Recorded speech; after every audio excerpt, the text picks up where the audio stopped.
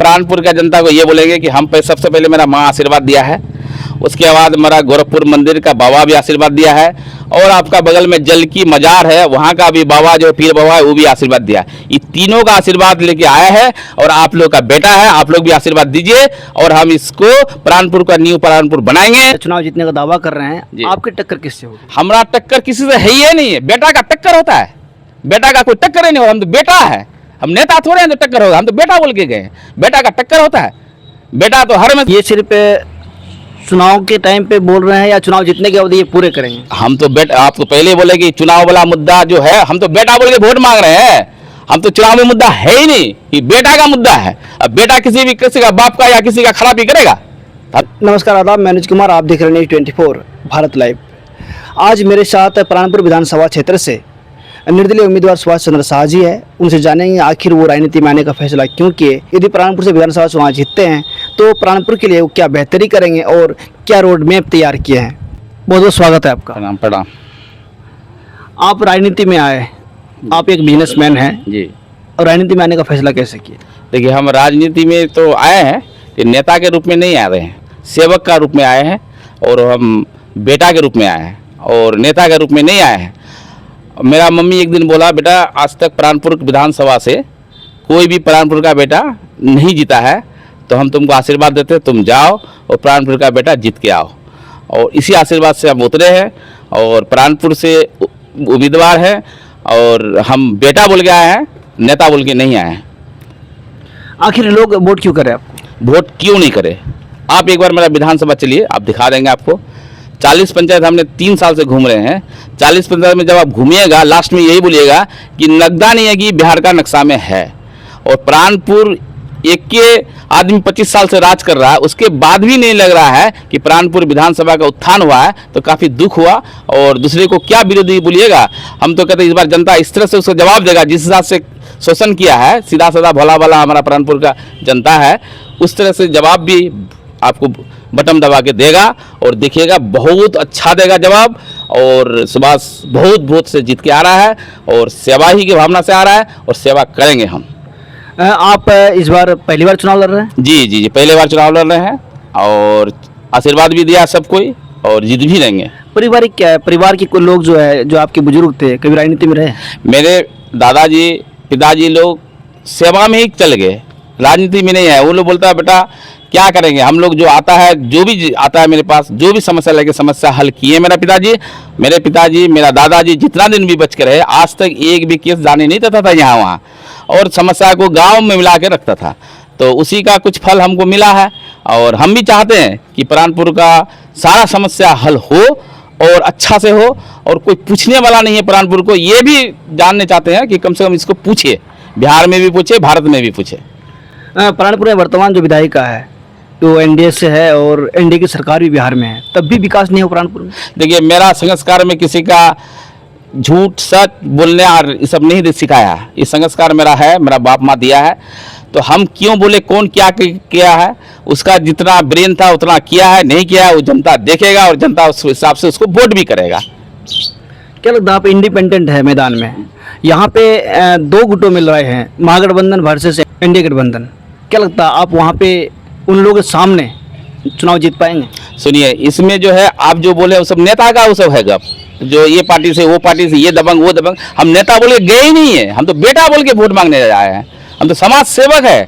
हम बेटा बोल के गए तो बेटा का कहीं, बेटा से ऊंचा स्थान कुछ है पार्टी का कहीं हिस्सा नहीं। अगर बेटा को बेटा बोल के दे देगा तो आपको बहुत वोट से जिताएगा, और हम बेटा बोल के वोट मांगने आते हैं, आशीर्वाद मांगते पैर छुके, हम कुछ नहीं बोलते हैं, कोई वादा भी नहीं करते, लेकिन ये भी कहते हैं कि प्राणपुर का न्यू प्राणपुर बनाएंगे, बिहार का नक्शा में तो लाएंगे, भारत का नक्शा में भी लेके आएंगे। आप लोग इठो काम हम पर छोड़ दीजिए। चुनावी मुद्दे क्या है आपका? चुनावी मुद्दा है जो है, आपको सबसे पहले जो आजमनगर में हम सबसे पहले मांग किए हैं कि एक बीएड कॉलेज, सरकारी बीएड कॉलेज हो। जो यहाँ का लड़का को पढ़ने बंगाल जाना पड़ता है बीएड करने के लिए, आसाम कहाँ जाता है बेचारा बहुत, और इस इलाका कितना गरीब है आप जान ही रहे हैं। तो एक बीएड कॉलेज सरकारी हो, और प्लस प्राणपुर में हम चाह रहे हैं कि एगो पैरामेडिकल कॉलेज हो। तो देखिए नीचे का स्तर का जो भी सब में जाता है अधिकतर नीचे स्तर का, ये बेचारा कम से कम तो ऊपर उठेगा, जैसे ऊपर उठेगा तो अपने आप विकसित हो जाएगा। आपको उतना सोचना ही है।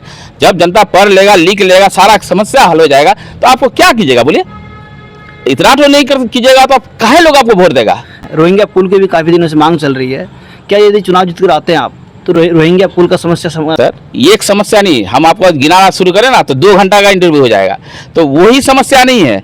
आप यहाँ का किसान है, किसान को आप दीजिए, कोल्ड स्टोरेज दीजिए, उससे उठेगा, ऊपर उठेगा। बीएड कॉलेज खोलिए, आप पैरामेडिकल कॉलेज खोलिए, यूनिवर्सिटी खोलिए, सारे व्यवस्था कीजिए। रोहिंग्या को ही क्यों लेते हैं आप? उसको वो तो ऐसे हो जाना भैया, 30 साल पहले हो जाना चाहिए था, लेकिन नहीं हुआ। बड़ा दुख की बात है।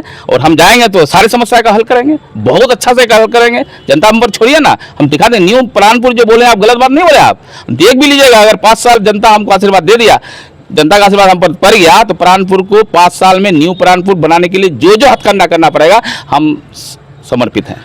आप जी चुनाव जीतने का दावा कर रहे हैं, आपकी टक्कर किससे होगी? हमारा टक्कर किसी से है ही नहीं है। बेटा का टक्कर होता है, बेटा का कोई टक्कर ही नहीं हो। हम तो बेटा है, हम नेता थोड़े हैं टक्कर होगा, हम तो बेटा बोल के गए।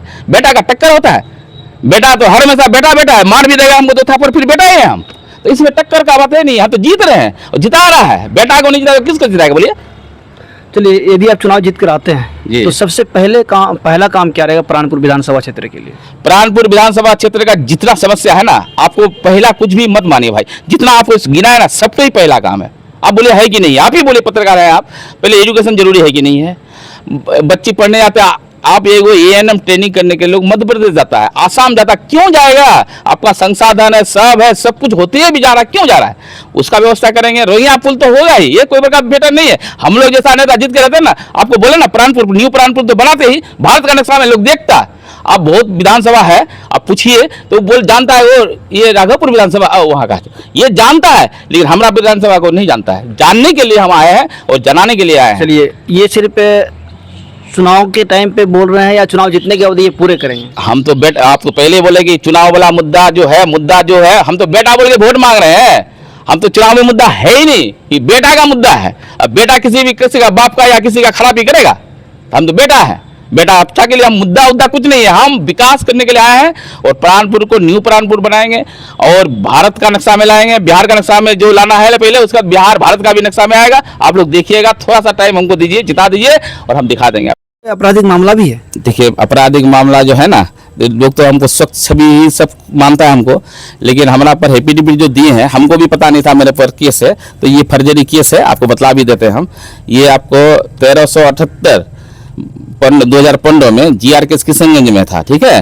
और किशन का थाना कांड संख्या 317/2015 है, ठीक है। और धारा 341, 323, 504, 506 धारा है, जो ये सब ना कोई देखने वाला भी नहीं, जो किया है केस उसको भी पता नहीं चलता है कि कहाँ केस है।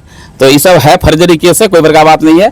आपको चूंकि हम जनता के पास कुछ छिपाते नहीं, इसलिए सब कुछ बोल दिया हम आपको क्लियर कर। कुछ हो नहीं, केस है, ये सब केस है ही नहीं। हम जब पेपर लाते वकील बताता कहाँ लगा नहीं, हम जनता को सारा चीज सही बात देना है, चूंकि जो हमको 5 साल के चुनना है तो हमको सही चीज देना है ना, यही बात है।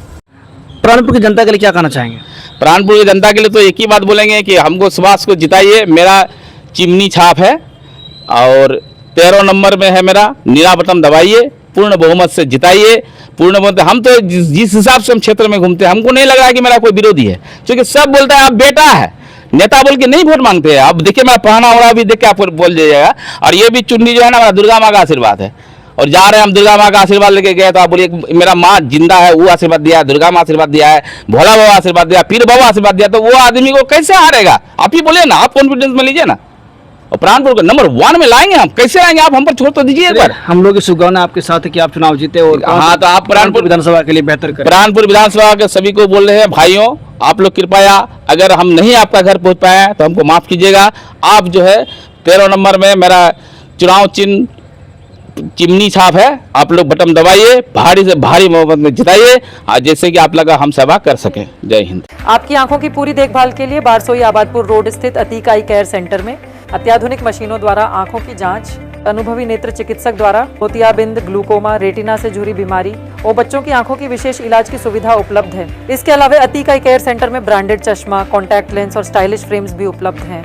जिसका पता है बारसोई आबादपुर रोड, गैस गोदाम के नजदीक, रास चौक, बारसोई, कटिहार। अधिक जानकारी के लिए स्क्रीन पर दिए गए नंबर पर संपर्क करें। धन्यवाद।